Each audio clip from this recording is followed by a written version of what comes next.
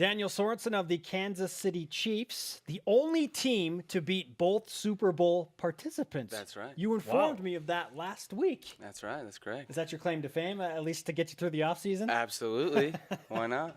The last time we talked to you, it was in the combine, trying to make a team and whatnot. You end up making the 53-man roster. Congratulations. Yeah. What was that experience like this year? It was a bit of a roller coaster. So I made it through training camp. I make the 53-man roster first week, and then the bullets start flying. And had a little bit of a rough game the first game.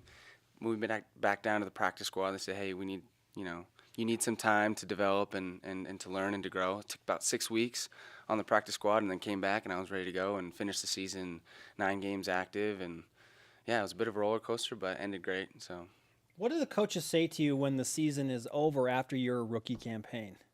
So I went in extra interviews, and I'm like, hey, I want feedback. Tell me what I need to work on. And a lot of the feedback that I got was just keep doing what you're doing.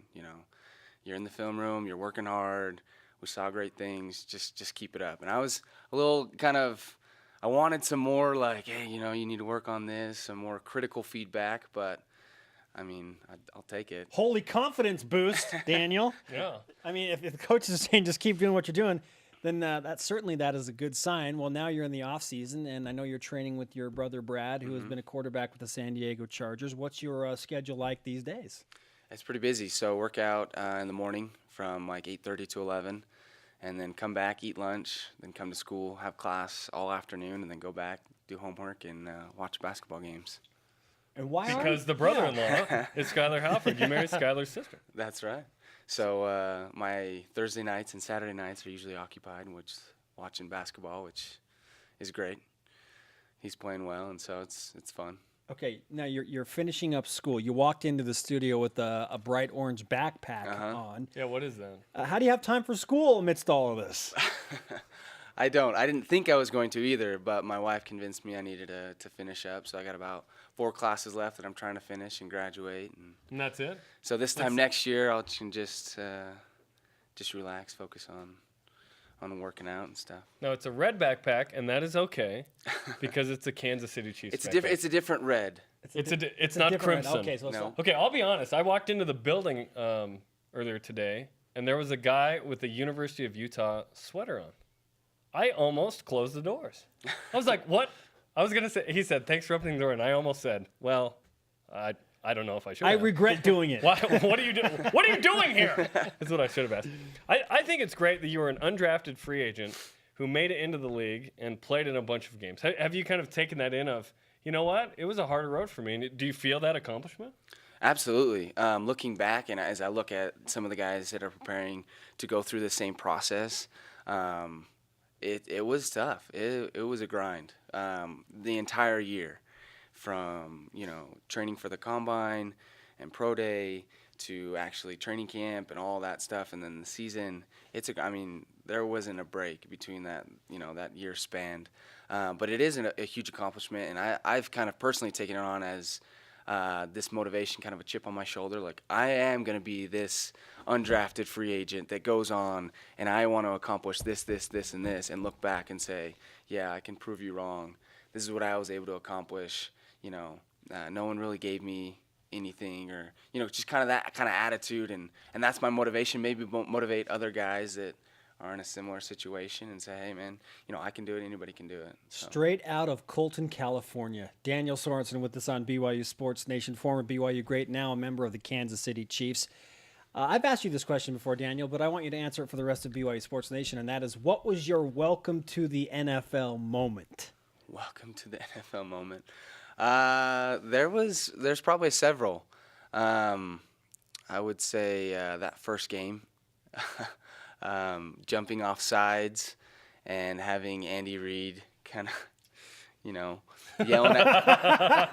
yelling at the special teams coach, asking him what he's doing, and the special teams coach looking at me like, what are you, and I'm sitting there thinking like, I don't know what's going on. I don't know what I'm doing. But yeah, I can't think of a specific one. That's a pretty good one. Yeah.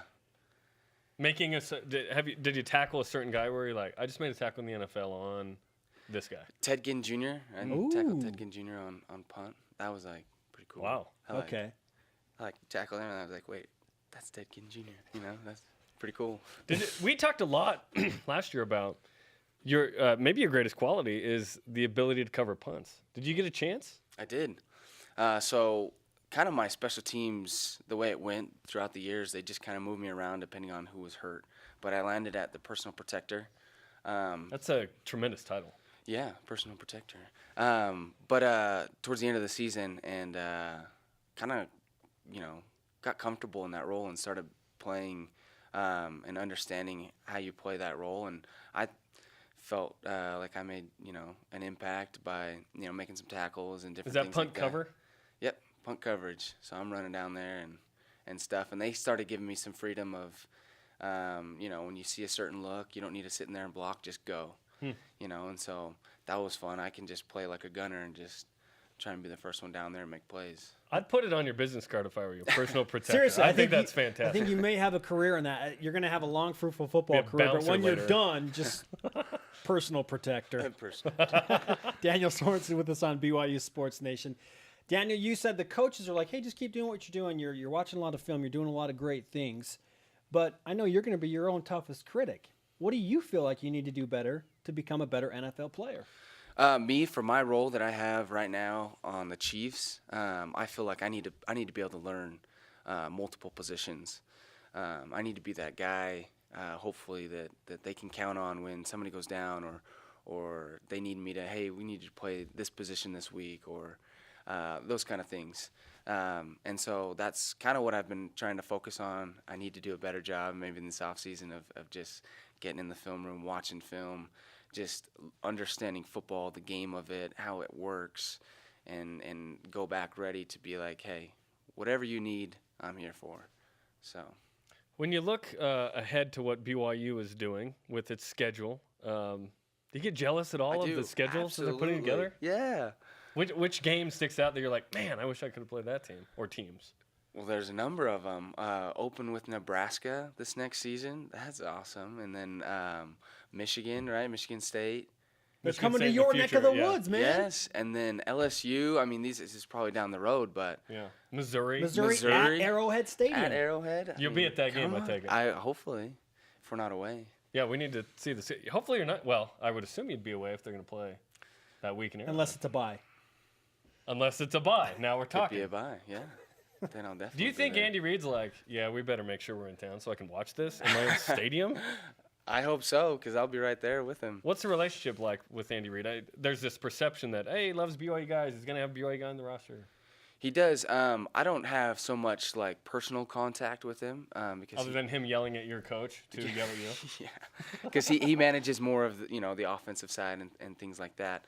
But I do know there's a lot of respect for BYU that he has, and then I think that transfers over to some of the respect that he has for me. And I've understood that in the past he's really liked BYU guys and likes to bring them on because of the character qualities and hardworking and great special teams players. And so I just try and fit that role, try and keep that going as long as I can. So Sure, you were kind of thrust into the limelight, especially in the preseason, because Eric Berry was out with an injury, and now he's dealing with a whole other set of issues. We'll talk about that in a second. But you being thrown in right from the get-go, how was that? Was that like, drinking water from a fire hose? absolutely. So that first game, the night before or 2 nights before, they hadn't declared the starting lineup for the first preseason game.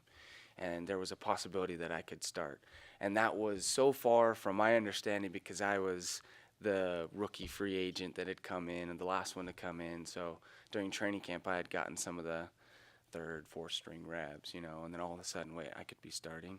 And so, I had a long couple of nights before our first preseason game. But, yeah, I got the call, and it was pretty crazy. I remember, I think it was maybe the second or third play, A.J. Green goes for like 40-something yards right over the top of me and the other safety, and I'm just like, oh, my gosh, what's going on? That sounds like a welcome to the NFL moment. That's, yeah. So, yeah, it was kind of drinking out of a fire hose, but I want to say that it might have been because of Eric Berry's injury and those opportunities that maybe led to me making the team and Difficult, but extra maybe the plays. best thing for you, right? Absolutely. I mean, that's what you want. You want opportunities in the NFL, and you have such a small window. You got to take advantage of them. So I was given the opportunity. Eric Berry is a really good individual. Everybody I've talked to that's coming across past him in the NFL is like, that guy is one of the good ones. Now he's dealing with a cancer situation. I know you're friends with him. You've had a chance to talk to him. What's the situation with Eric there in Kansas City?